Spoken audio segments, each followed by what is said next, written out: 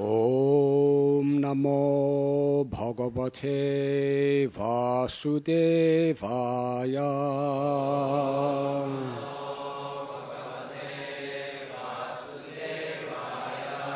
Om Namo Bhagavate Vasudevaya.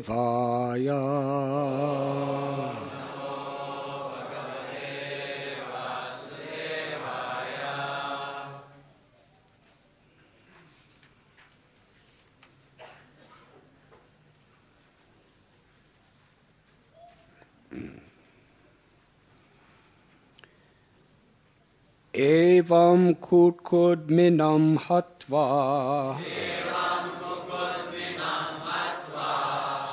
stuyamanad vijatibhi vivesha goshtam sabalo gopinam nayanotsava. Evam kut minam hatva stuyamanad vichatibi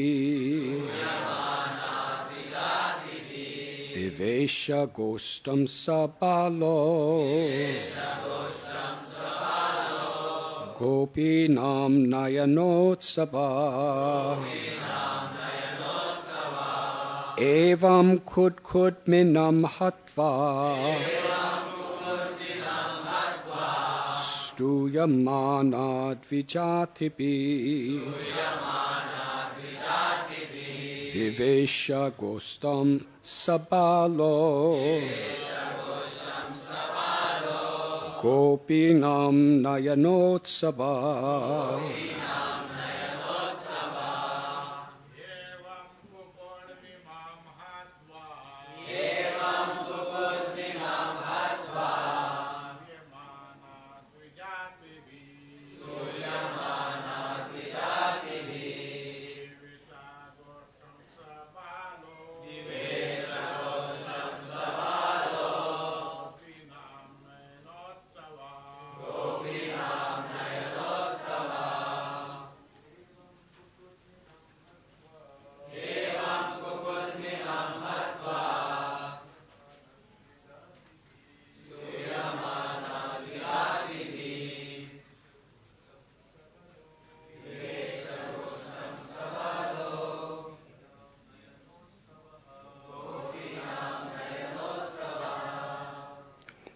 Ladies,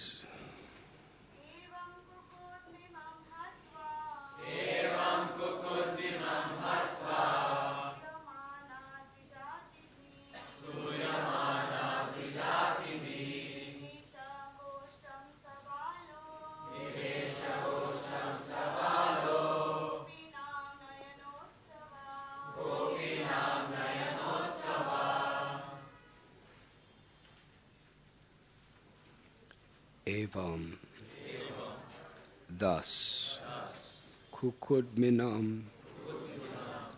the humped bull demon, hatva, killing, stuyamana, being praised, dvijati by the Brahmins, vivesha, he entered, Gostam, the cowherd village, Sabala, together with Lord Balaram, Gopinam, of the gopis, Nayana, for the eyes, Utsav, who is a festival.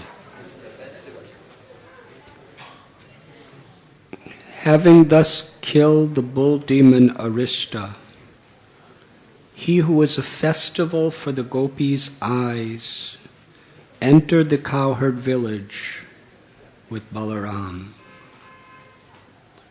Purport. This verse exemplifies the sublime contrast of spiritual qualities within Sri Krishna. In one 4-line verse, we simultaneously learn that Lord Krishna killed a powerful, wicked demon, and that his boyish beauty gave festive pleasure to his young girlfriends. Lord Krishna is as hard as a thunderbolt or as soft as a rose, depending on our attitude toward him. The demon Arishta wanted to kill Krishna and all his friends, so the Lord beat him into a wet rag and killed him.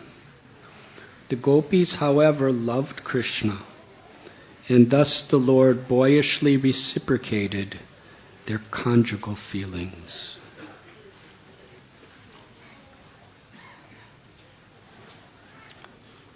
Om Jnantimidandasya Jnananjana Shalakaya Chakshurun Milidham Jena Tasmai Sri Gurave Namaha. Sri Chaitanya Manobhishtam Sthapitam Yena Bhutale Swayam Rupa Kadamayam Dadati Swapadantikam. Vandeham Sri Guru Sri Juthapadakamalam Sri Gurun Vaishnavamscha Sri Rupam Sagrajatam Sahagana Raghunathan Bitham Tam Sajivam Sadvaitam Savadutam Parijana Sahitam Krishna Chaitanya Devam Sri Radha Krishna Padan Sahagana Lalita Sri Vishakan Bidamscha. He Krishna Karuna Sindhu Dina Bandhu Jagatpate Gopesha Gopika Kanta Radha Kanta Namostate Tapta Kanchana Gaurangi Radhe Vrindavaneshwari Vrishabhanu Sute Devi Pranamami Hari Priye Vancha Kalpatarubhyascha Kripasindubhya Evacha Patitanam Bhavanibhyo Vaishnavebhyo Namo Namaha. Sri Krishna Chaitanya Prabhu Nityananda Sri Advaita Gadadhar Shivasadi Gaura Bhakta Brinda. Hare Krishna Krishna Krishna Hare Hare Hare Rama Rama Rama Hare Hare.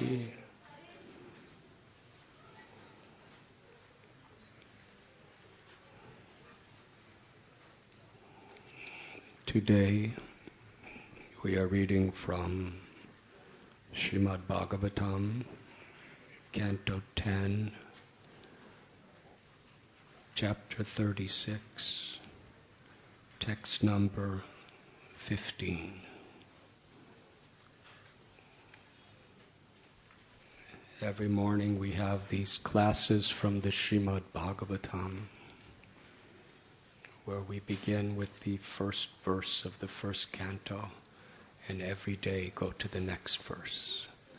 There's 18,000 verses, and we have gone through it several times, the entire Srimad Bhagavatam, over the years. And the verse we read today just happens to be today's verse, selected by destiny.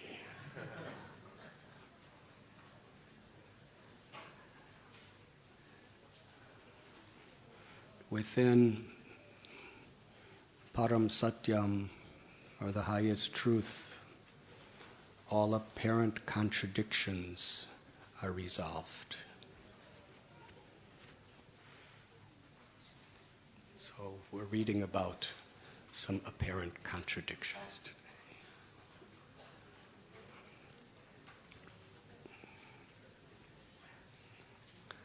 The scene is Krishna's calling his most intimate, loving devotees to enjoy the highest, most intimate pastimes of love with him. Love that is free of selfishness, free of ego, love that is unconditional. The love of the soul, the eternal soul, for the Supreme Soul, and the love of the Supreme Soul for the soul.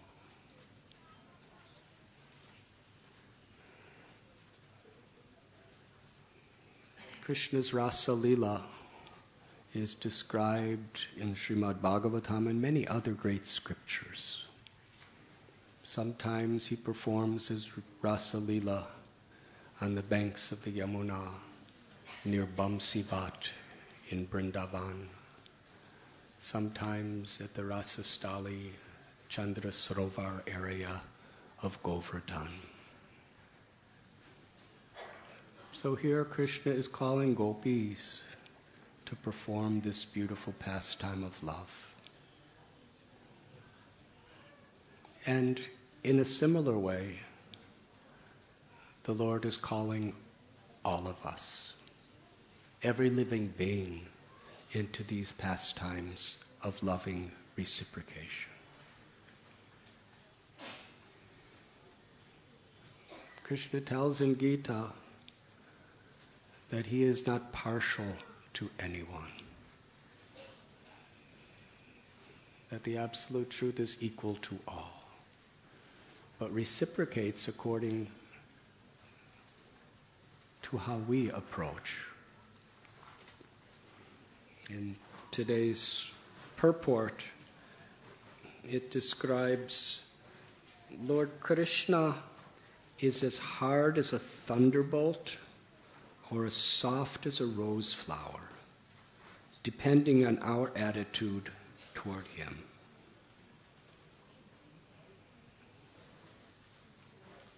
So Krishna, or God, is only as hard as a thunderbolt when we are hard like a thunderbolt toward him.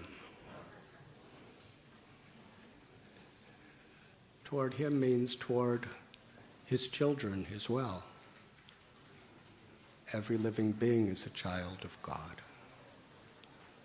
Dharma is to respect, to honor, to serve, to have compassion toward all beings. But when, due to our ego, our own selfish desires, we are abusive, harmful to others, like a thunderbolt, then the Lord reciprocates like a thunderbolt. But when we are living with respect, with compassion, with love, with seva, with service, like a flower, then Krishna is like a flower to us. Very soft, very fragrant, very pleasing. So that's what this festival of Pushabhishek is about. We're offering flowers to Krishna, not thunderbolts. And Krishna reciprocates.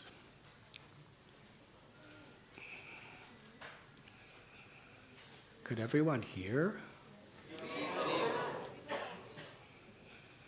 Is that Hari Bol or no? What is it?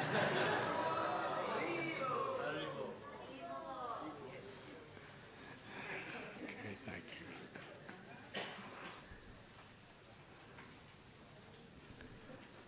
Patram pushpam palam toyam yome bhakta prayachati.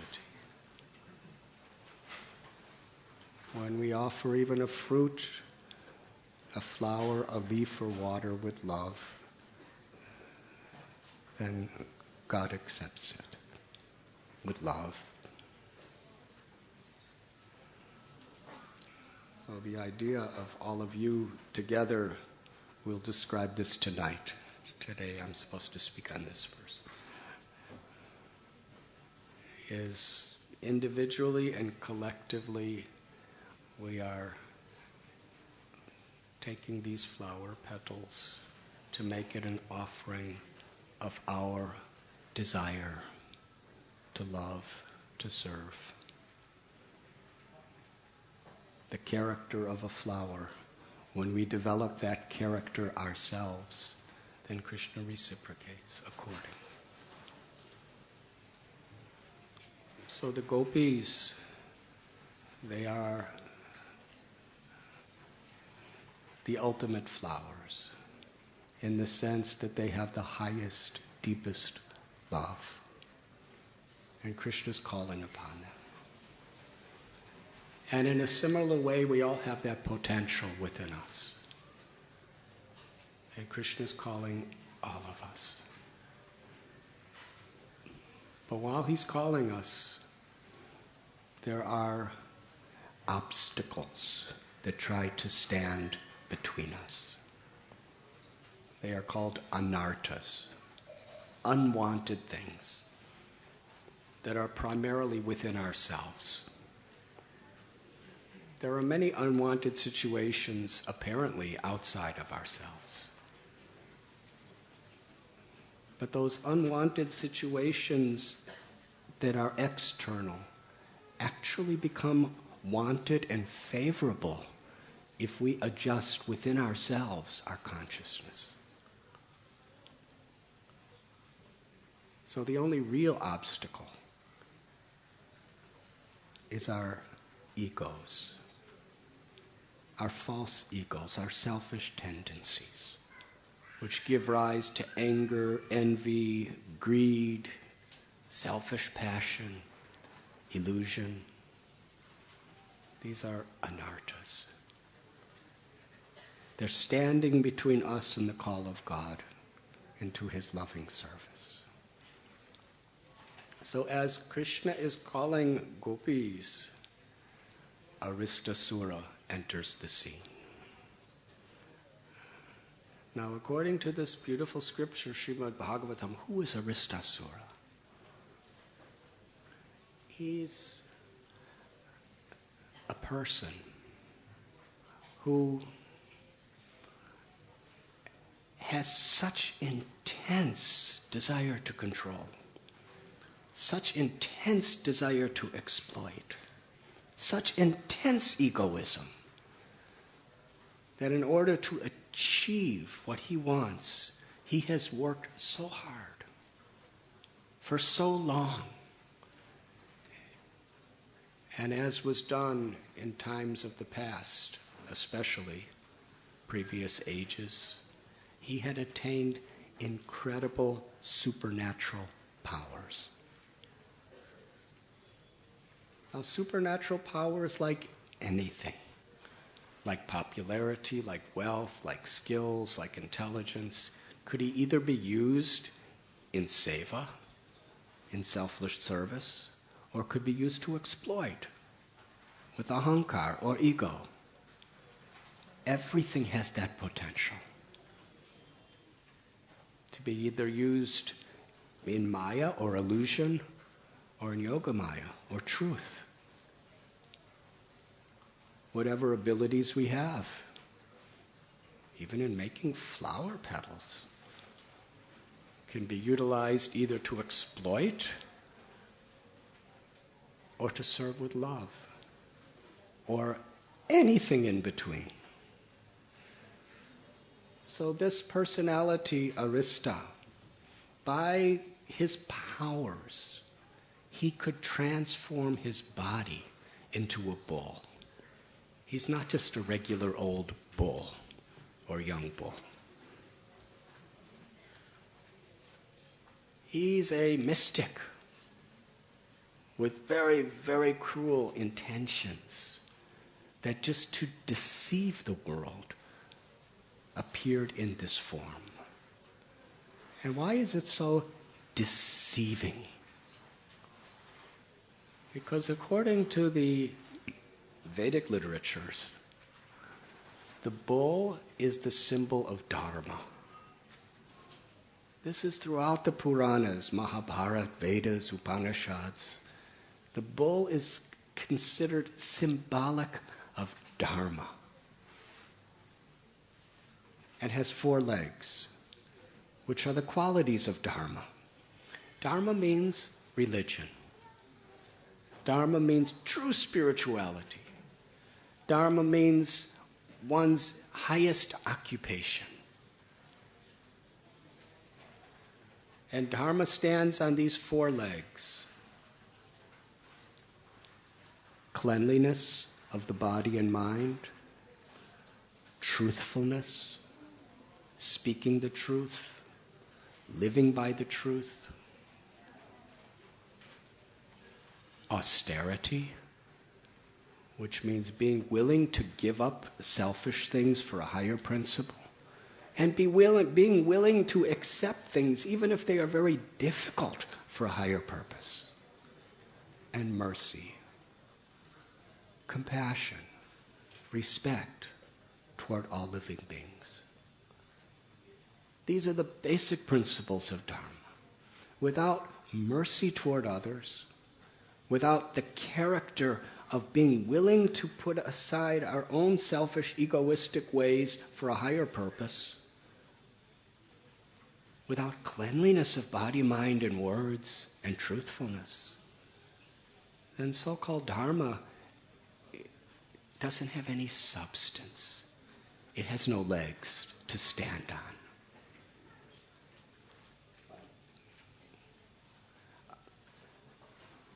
According to our acharyas and the scriptures, the pastimes of the Lord, there is Nitya Lila and there is Naimitika Lila.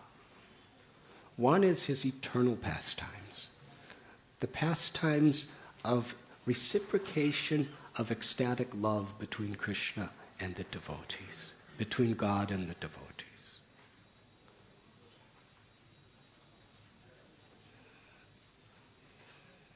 In the Bible it is said the first and great commandment is to love God with all your heart, mind, and soul. And Krishna reciprocates with that love. Ye yata mam prapadyante. If we take one step toward Krishna, Krishna takes millions of steps toward us.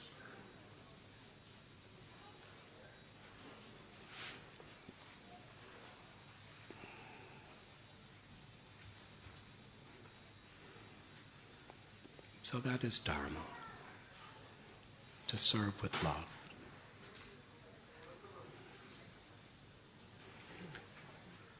Arista,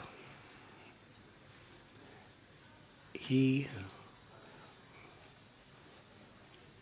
appeared as a bull, which means he's appearing as a very religious, dharmic person.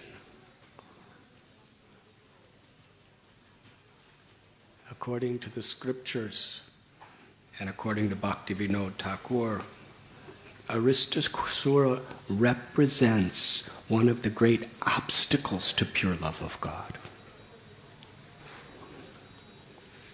Egoism or pride that arises from indulging in misconceived religion, disconnected from its essence, which is pure love or prema. He was a violent person, an egoistic person, an exploitative person who came in the guise of religion or Dharma. And that propensity is in all of us. And Krishna is performing this lila in order to show us how to deal with that, to identify with that. As I was explaining, the loving relationships between the Lord and the devotees are eternal. But there's also occasional pastimes of the Lord, naimitika, which is things like in Vrindavan, when we read about Krishna's pastimes, about these demons that come. Why would demons come to Vrindavan? Why would Krishna allow them to come within this world? It's to teach us lessons. They represent certain anarthas or unwanted challenges that are within ourselves. So Arista, in this form of a gigantic bull, was roaring like thunder, galloping into Vrindavan. He was so cruel, with the intentions to kill everyone in Vrindavan. All the people, all the animals, all the birds, to even kill Krishna. That was his intention. And he had such arrogance that he really thought he could do it. Because of his power, because of his strength, because of his intelligence, he thought he had the right to do anything. So as he was charging in, his galloping was creating earthquakes. And all the cows and all the goats and all the buffaloes and all the people, they were terrified. All the mothers of all the species who were pregnant were having miscarriages due to the shaking of the ground and the fear of his roars. And although Krishna was playing the part of just an ordinary boy to reciprocate love with his devotees, because this is the quality of Vrindavan, where the absolute truth, the all-powerful Ishvara, the controller of all controllers, puts aside his godness so that he could be intimately loved, like a friend, like a child, like a lover. The residents of Vrindavan, the Brijabasis, they had the full realization of Krishna's supremacy as the absolute truth, the creator, maintainer, and ultimate annihilator of everything that exists, the father, the mother of every living being, the Paramatma within everyone's heart, the all-pervading Brahman, the impersonal, all-pervading, manifested absolute, the source of everything. They had already realized that. But in order to facilitate the sweetness of intimate love, Krishna's beauty was so overwhelming as a friend, as a lover, that in order to facilitate that intimacy, that just went into the background, his supremacy. And Yashoda, his mother, is thinking, if I don't feed him, he will be hungry. And his friends are jumping on his shoulders. Could you imagine jumping on the shoulders of the almighty God of all gods? You hear about him throwing thunderbolts on people for misbehaving in any way. Can you imagine that person jumping on his shoulders and laughing, wrestling, dancing with him? That is Krishna. He is that person. But he wants to facilitate such free, spontaneous affection.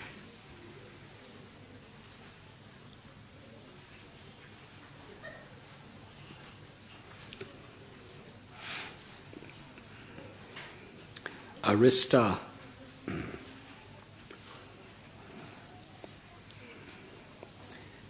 when he was creating such a commotion, Sri Krishna Shararam Mama, the people of Vrindavan, they actually, even though they didn't see him as God, they understood that he's our only shelter. And they all turned to little Krishna, said, please, save us. We have nowhere else to go. Because even though the Brajavasis are such pure enlightened beings, they never thought themselves to be great pure enlightened beings. They considered themselves to be most ordinary. That is the nature of Vrindavan. The humility. People who are the greatest, most powerful, most highly realized yogis in Vrindavan, they think themselves to be very ordinary. And because they think themselves like that, they can totally take shelter of God. Take shelter of Krishna with their body, mind, words, and life. Shri Krishna Sharanam Mama. This is what it means. To actually take shelter with a whole heart means we're actually dependent. Like a little baby that's in danger. Just like if there's a little baby laying on the ground and a massive bull comes running toward it. What is the baby going to do? The baby's going to cry to its mother as my only shelter. And Srila Prabhupada taught us, this is the mood in which we should chant the holy names of the Lord. Hare Krishna, Hare Krishna, Krishna Krishna, Hare Hare, Hare Ram, Hare Ram, Ram Ram, Hare Hare. So Krishna came forward. And he spoke to Aristasura. He said, how dare you cause so much distress and suffering to my people? You've come to fight? I challenge you. Now Krishna's just a little boy. He didn't appear like a big warrior bodybuilder. He didn't have any weapons. He didn't have any bows or arrows or chakras or clubs or sticks. He was just, his limbs for his devotees were soft like flowers. But to Aristasura, those same limbs were like thunderbolts. And just to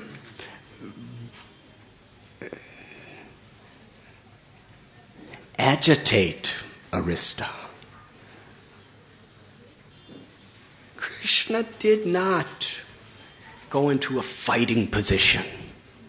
Yes, sometimes in martial arts you pose yourself in such a way so you can combat your enemy. Krishna, he stood next to his little friend Subal, a little Gopa, cowherd boy. And Krishna put one of his arms on Subal's shoulder and just leaned on him and stood in a very casual way and looked at Arista and said, come, get me.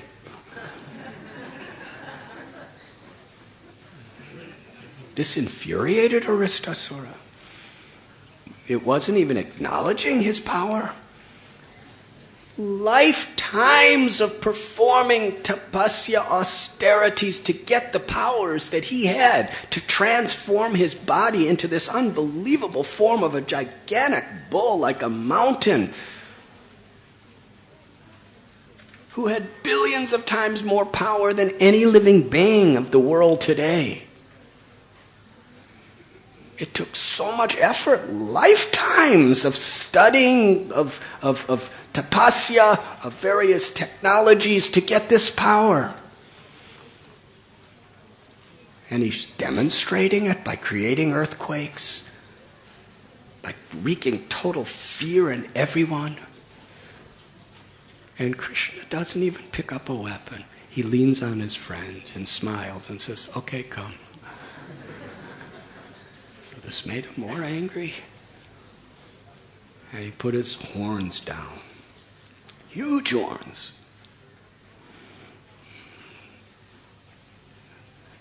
Now let's go back to what he represents. Because this is what's really important for us to understand. He represents that challenge that is within each of us. That challenge that we see within the world around us. So many people, their faith in God is killed by this arista tendency. When we see people, in the name of love of God, in the name of Dharma or religion, who are hateful, who are violent, who are disrespectful toward God's children in all forms, it kills people's faith. It kills the connection of God within our hearts when we see this type of cheating in the name of Dharma.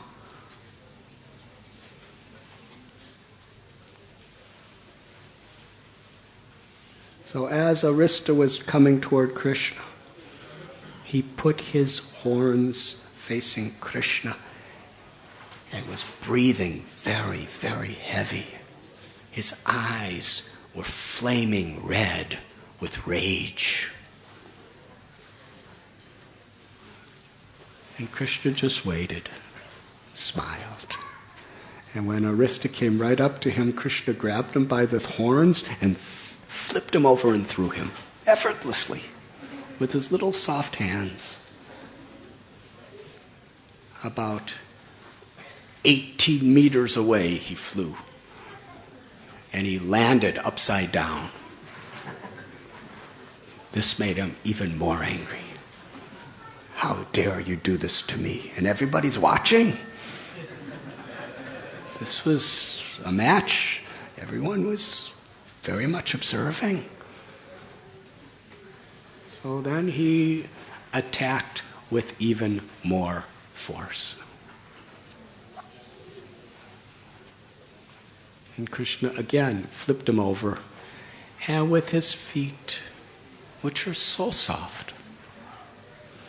The gopis would sometimes cry to think of Krishna walking barefoot in the forest because his feet were so soft. But with those same little feet that were softer than, millions of times softer than the flowers that you are plucking today, to Aristasura, they felt like, according to the verse, thunderbolts. Have any of you ever been struck by a thunderbolt? I don't think anybody has ever been directly struck by a thunderbolt and lived. Maybe indirectly and, just some harm. But directly a thunderbolt. One thunderbolt has the power of nature is inconceivable, incredible. There's more power in one thunderbolt practically than in all of these electric power systems that are being built. Concentrated.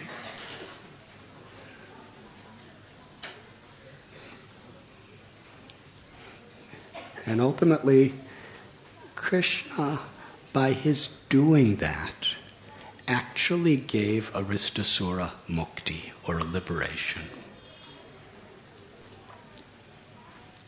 Because he was touched by the feet of the Lord. Even though he came with such ulterior motives, Krishna wanted to teach us that even if we have those tendencies within us, if we are sincere and we turn to God, by the grace of God, we are liberated. Aristasura attained spiritual perfection. But in the process, Krishna is teaching that when we take to Dharma or to Bhakti, Sri Chaitanya Mahaprabhu explained, we become like gardeners. Sri Chaitanya Mahaprabhu taught Rupa Goswami that when the eternal soul is within this material existence, the soul may wander birth after birth after birth through so many species of life. According to Padma Purana, there are 8,400,000 species of life that the Atma or the Jiva could live in within creation. And when that Atma comes to a most fortunate position, comes to the spiritual path, adoshatata sadhu sangota pajanakriya, some aspiration to understand atato brahma jigyasa. Who am I? What is the purpose of life? Where am I coming from? Where am I going? And there's faith. Faith develops within us that there is something beyond just the craze to enjoy and the craze which just perpetuates birth, old age, disease, and death. Samsara. There's something beyond. And when that awakens within us, that Shraddha, the Lord within our hearts reciprocates and brings us to sadhu sangha, to the association of saintly people.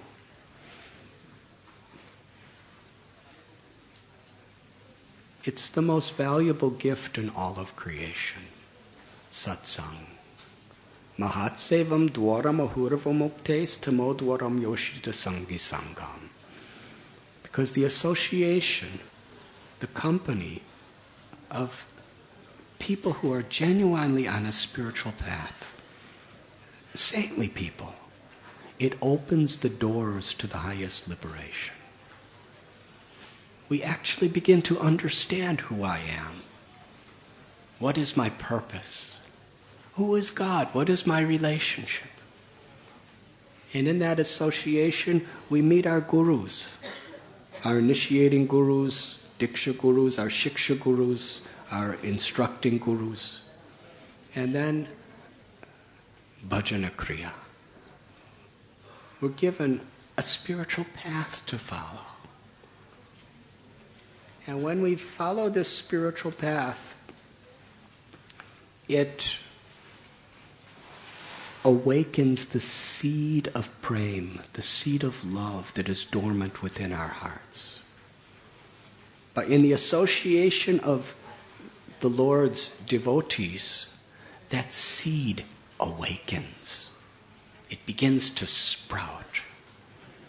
And then we're taught in that association our sadhana, our spiritual practices, which is the way of watering that seed.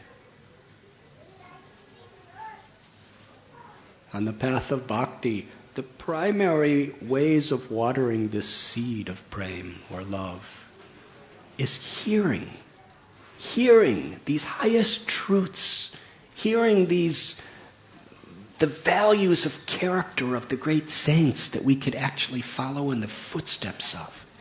Hearing a philosophy that actually gives us a practical understanding of how to be in this world but not of this world. How to transform material energy into spiritual energy by our consciousness, by our seva. This is the first principle of sadhana, is to hear from enlightened sources. And the next is kirtanam, to chant.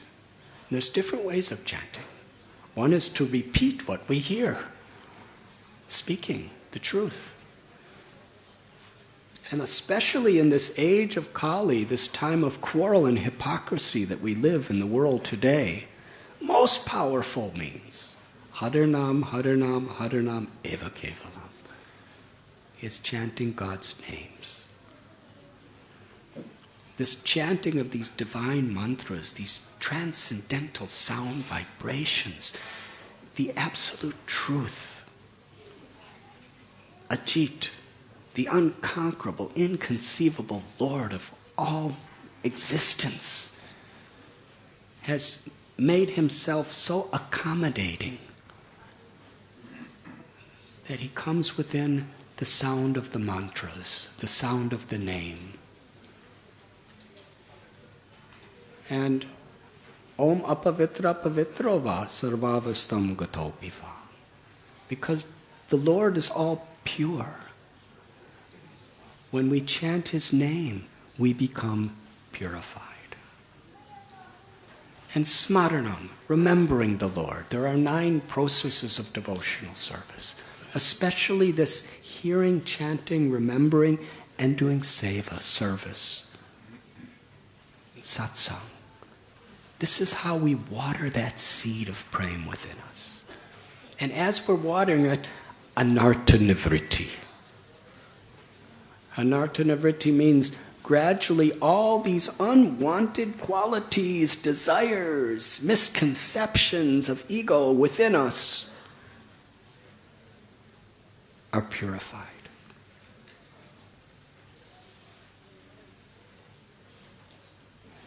And as we become purified from the dust, Lord Chaitanya compared the chanting of God's names, the practice of bhakti, to cleaning a mirror. When you look in a mirror, you see yourself. But if the mirror is covered with layers and layers of dirt and dust, all you see is that dirt and dust. The dirt and dust, as we have said, of envy and greed and selfish passion, arrogance, illusion, anger, all born of the ego. We clean it. And as we clean it, we actually see our own eternal nature.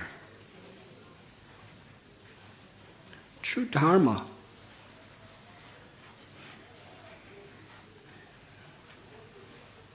is to live with this high character. Aristasura's teaching, he had the lowest character, but yet he was posing in the highest position as the emblem and representative of religion or Dharma. Hypocrisy. Hypocrisy is such a prominent quality within the world we live today, even in the name of religion. So Lord Chaitanya explained, as we're watering this seed of prema, these hypocritical, selfish, egoistic qualities naturally spring like weeds around the original seed of devotion. And unless we're very careful, we will mistake the weeds to be the actual seed of love of God. Unless we're very careful, we will invest our time and energy, even our sadhana, in watering the weeds. And through our study of scripture, through our practicing of tapasya or austerities, even morality, our ego could get bigger and bigger and bigger because we're watering the weed. So it's important. Krishna is showing us in this beautiful Leela pastime how deceiving these weeds could be.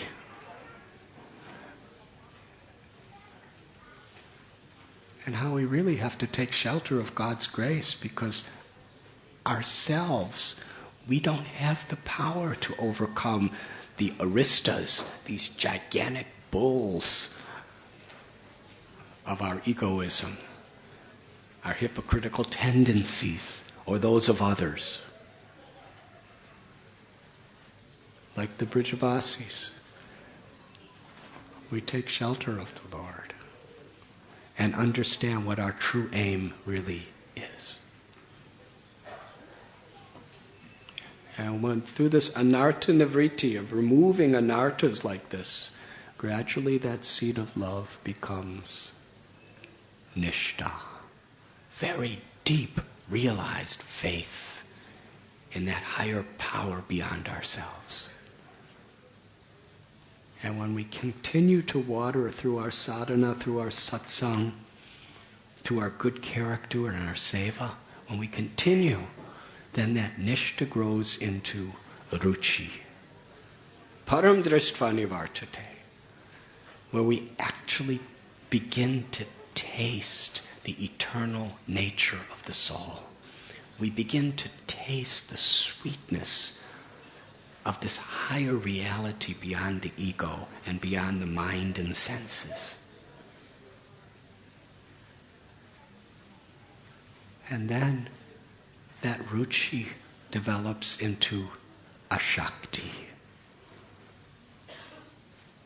Genuine attachment to the beauty, the sweetness, and the love of God. And that ashakti grows into bhav, or love. Bhav is that preliminary state where the seed grows into a tree and starts to bud into the flower of prem. And prem is that fully blossomed flower.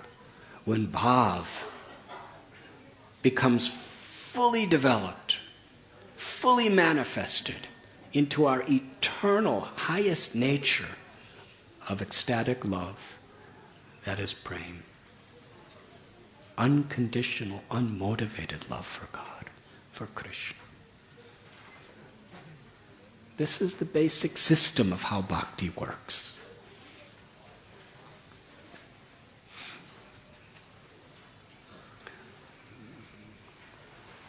And Krishna's calling gopis into the highest prem, as he's calling us in so many ways, through his devotees, through the great scriptures, and within our hearts, if we just give attention to hear. But the weeds, the aristasuras, are also coming up simultaneously. And it's very important that we understand what's happening.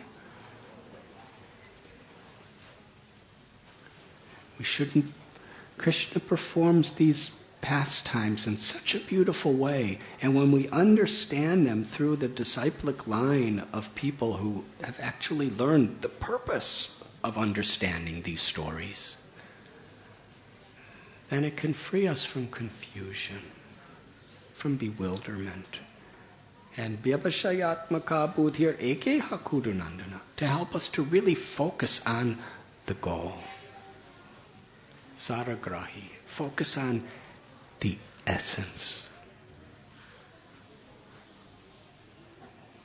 If we're not really focused, if we don't have practices to keep us focused, if we don't have satsang of people who help us to remain focused, then these weeds will deceive us. And these aristas, these anarthas, these unwanted tendencies due to our conditioned habits of the past have the capacity to delude us, to mislead us. And when we see other people misleading, sometimes we could lose hope. What's the possibility of me reaching the essence when even people who are like great bulls of Dharma have such low character? How is it possible?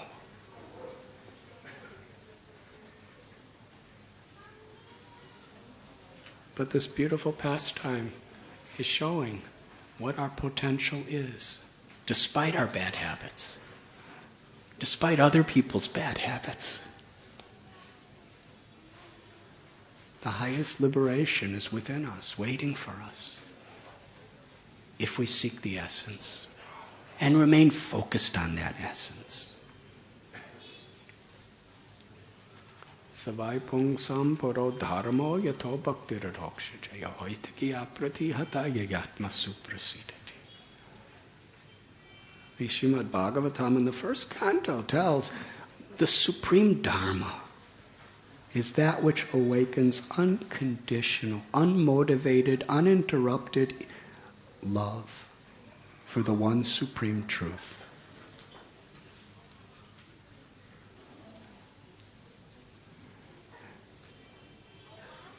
And Lord Chaitanya taught Trinada Visunichena Taror Ibasihishna Amanina Manadena Kirtaniya Sadhari.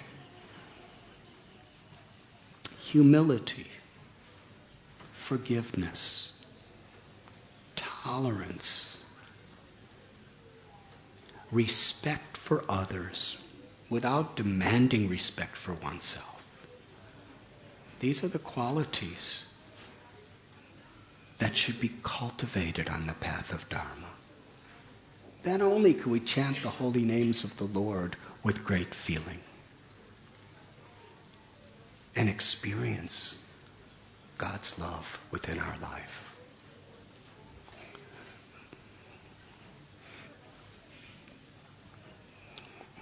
Arista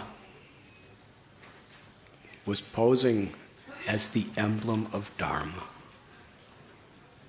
but his character was disrespectful, egoistic, and exploitative. And how much harm he was causing to so many. And when such aristas are in the world around us, we should understand that whatever people may do, it's just an external manifestation of what's in their consciousness. We often speak in the sense of the pollution of the ecology. There's great environmental crises within the world today. And what's the cause? An ecological, environmental crisis within our hearts. The world is not really facing an environmental crisis. It's facing a spiritual crisis. And where there's a spiritual crisis within us, then naturally, when our minds are filled with greed, when our minds are egoistic, thinking that we have rights over other humans, other animals, other species, when we think that we have such rights over them, when we feel that we have the right to exploit Mother Earth for our purposes, due to our arrogance, due to our greed, due to our lust, due to our envy, then this is what happens. Innocent children of God are killed. Mother Earth is exploited. This exploitative nature is the root cause of the problems of the world. And Dharma is the path by which we actually learn the character of cleanliness, of the body, mind, and words. Truthfulness.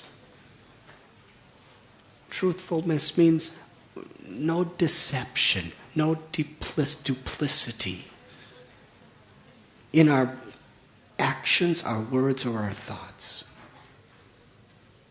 Austerity. To be willing to live according to higher principles with integrity, despite temptations and fears that if we don't compromise, we may lose something. Or if we don't compromise, we may not get something. That is integrity. Austerity means to maintain the integrity of our principles, of our ideals, of our sacred values. And mercy, compassion,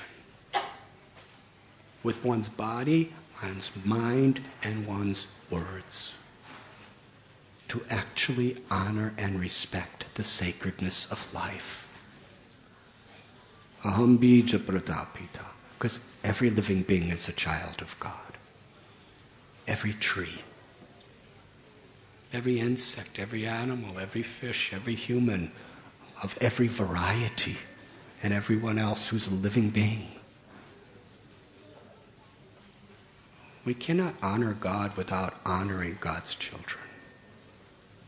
That is mercy. To feel, paradukha dukhi. The principle of mercy means that another's happiness is my happiness. Another's suffering is my suffering. Now there's so many people suffering. If other people's suffering is my suffering, it seems we're going to be really miserable people. Yes. If we're thinking that every living being in creation is my brothers and sisters, all children of the same God, and my suffering is every one of their suffering, and there's so much suffering on so many levels of so many humans and other species, it seems like we're going to be really depressed. Does that make sense? But it's not like that. The nature of mercy, the nature of compassion, when we have this selfless spirit of concern for other beings, we feel their suffering. When we feel suffering on the level of just the suffering itself, without that higher connection, it's extremely depressing.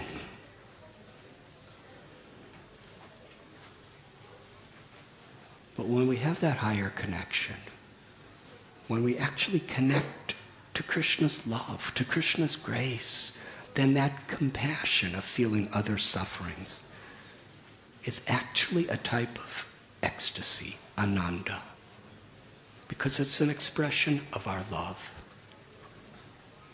love for the souls of others.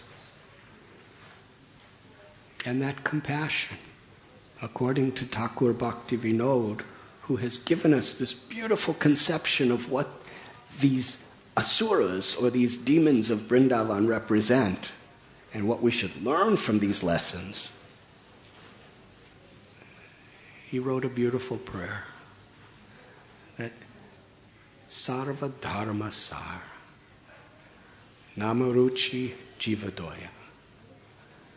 The essence of all Dharma, Bhaktivinoda Thakur says. Because there are so many scriptures in so many religions, in so many parts of the world, in so many parts of history, and so many interpretations, and so many different cults and sects and denominations of every religion. So, and there's so many apparent contradictions. And there's schools within every spiritual path. My way is the only way.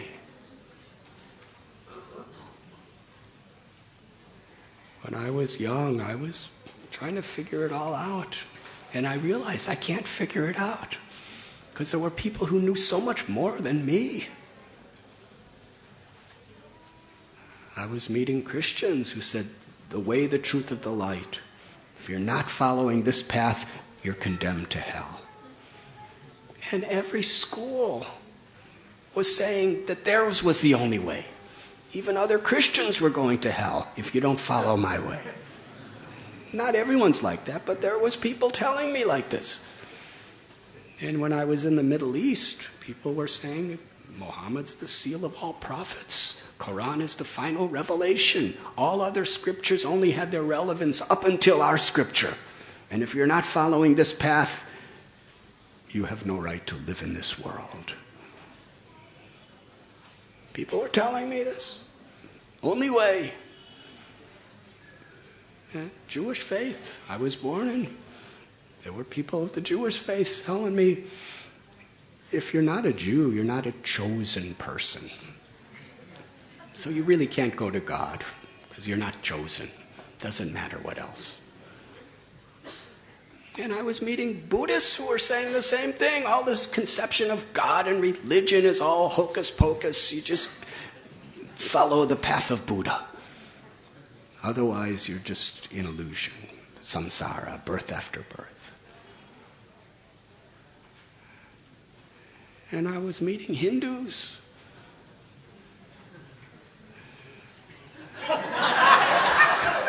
So many ideas, so many conceptions. Some were telling me if you don't serve the Brahmins, you cannot become liberated.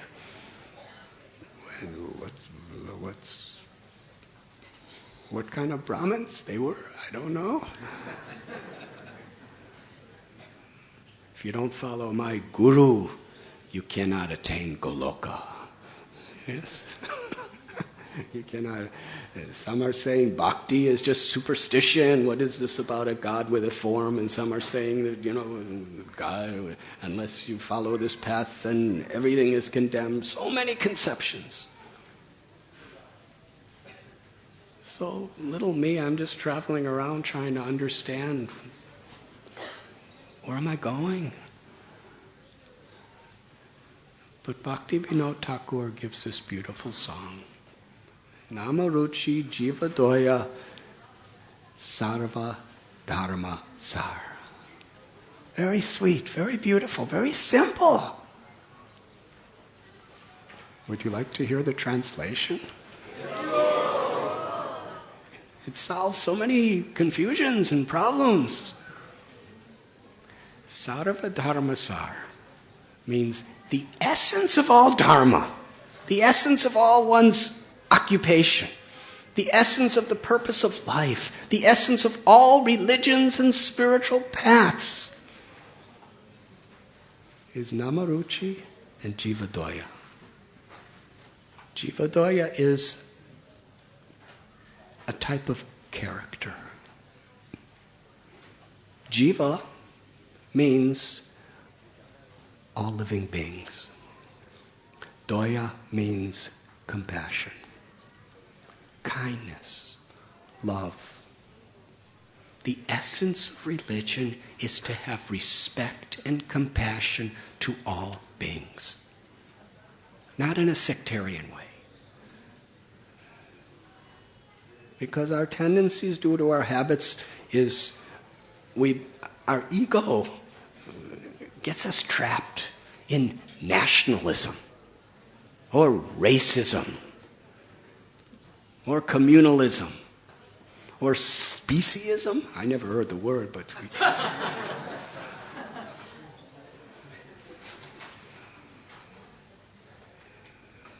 we identify with people of our own nation, of our own caste, of our own race, of our own religion, or even our own species. This is all egoism. Jiva Doya. It doesn't say India Doya. Doesn't say America Doya. Doesn't say human Doya. Doesn't say Hindu Doya. It says Jiva Doya. That means every living being. To actually feel compassion for all beings. To actually feel our connection. Not in an artificial, superficial, theoretical way, but in a real way. Of course, real things sometimes begin with a theoretical conception. That makes sense. That's based on inner truths beyond ourselves that have been passed down by great sages and rishis and enlightened beings from time immemorial. And then gradually we actually experience that truth. Krishna tells in Gita, what is the truth?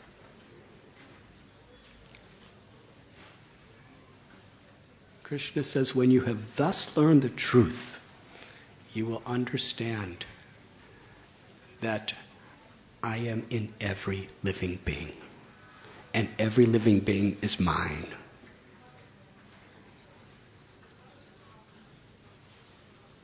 When we love Krishna, we understand that principle. That is Jivadaya.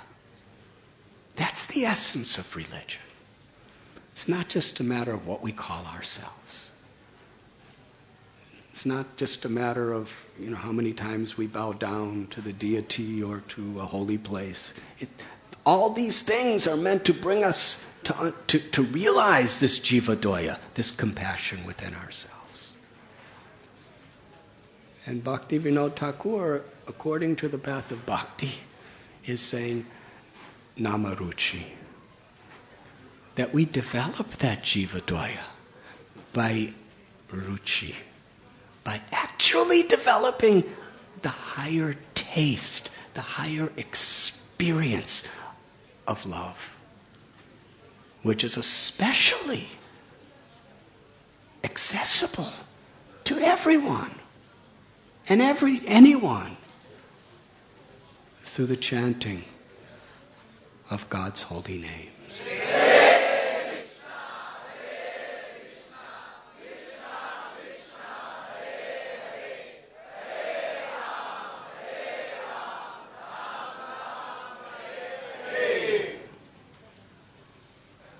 And then when we chant with this spirit, when we try to live with this character,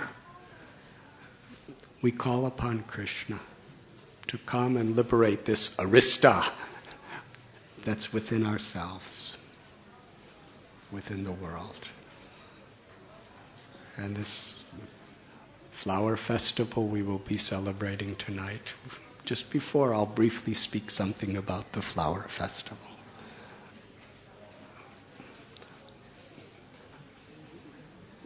But our purpose is we're all coming together. In the room today, there are billionaires, there are millionaires, there are simple farmers, there are PhDs, there are people like me who really have no education at all. There's people from so many countries, from so many nationalities, from so many religions. And we're all together plucking flowers. On this level, no one's better than anyone else. Yes? Of course, you can think, look at me, I have white flowers. You only have golden flowers. White is the highest. But you see, in order to vanquish that illusion, all the flowers get mixed together. And then they're offered to Krishna. And our hearts are offered to Krishna. Thank you very much.